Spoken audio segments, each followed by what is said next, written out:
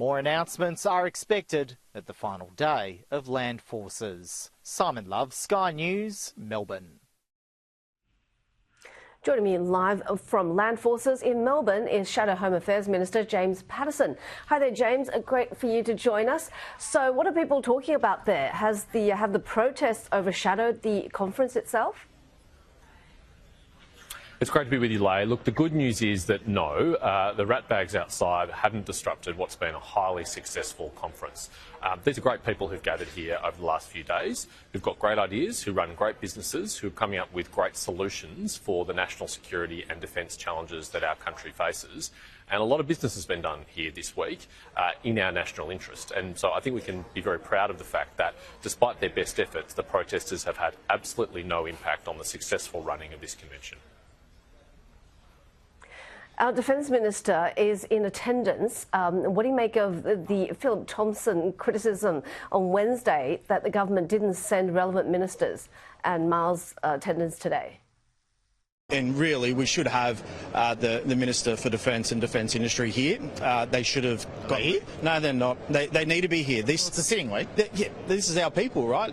Their job is to keep our people safe, make sure we have the equipment to do that. They're in government. They should be at Defence Industry. They should be at Land Forces. It doesn't happen James, every day. what do you make of that? It doesn't even happen every year. Yeah, look, this is a major conference. It doesn't happen every day, it doesn't happen every month, it doesn't even happen every year. It's critically important that senior ministers from the government are here on the ground and be here for most of the week, not just coming on for a few minutes on Friday. The opposition sent our Shadow Minister for Defence, Andrew Hastie, here on Wednesday. Philip Thompson, our Assistant Minister for Defence, has been here all week. We would have, of course, provided a pair for Pat Conroy or Richard Miles to be here early in the week had they chosen to come, but they didn't choose to come until Friday. I find it ironic that there have been these violent protests for peace, but to what extent do these protests represent a more radicalised public, or is it just a very small number? Well, there's been nothing peaceful about the protests this week, Leigh. They've been found with all sorts of weapons. They've thrown rocks, manure and even acid at police. They were found yesterday with marbles. Now, the only purpose of bringing marbles to a protest like that is to throw them under the feet of horses, to cause the horses to fall over.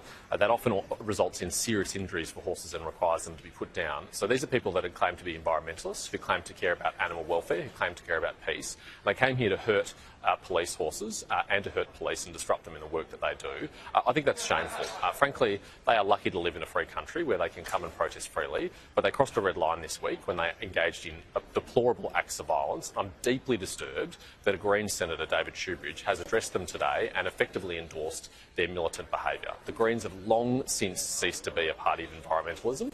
They are now a party of extremism, and all parties should send a strong message at the next election by putting them last.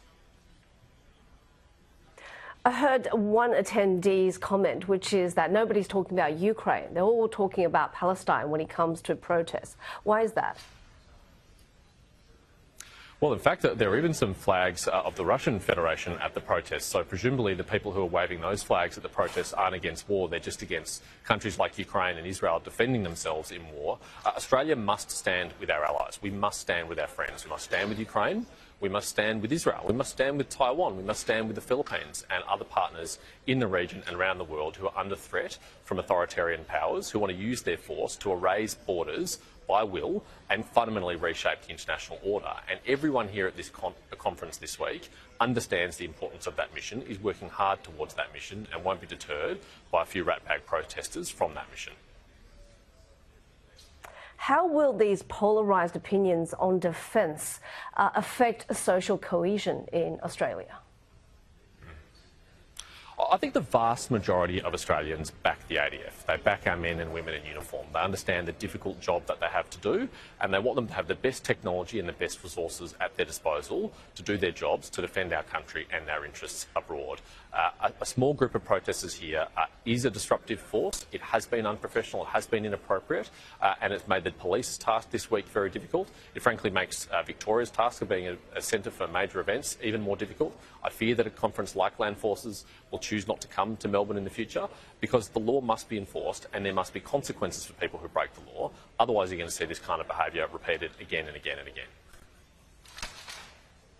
So the fundamental question is might right?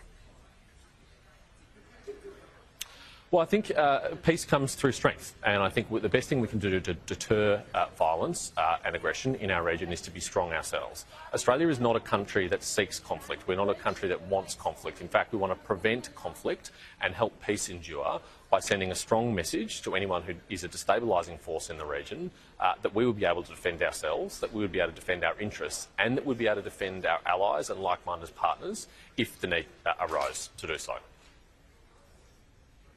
Thank you so much for your time. James Paterson, Shadow Home Affairs Great to be with you. Speaking to us from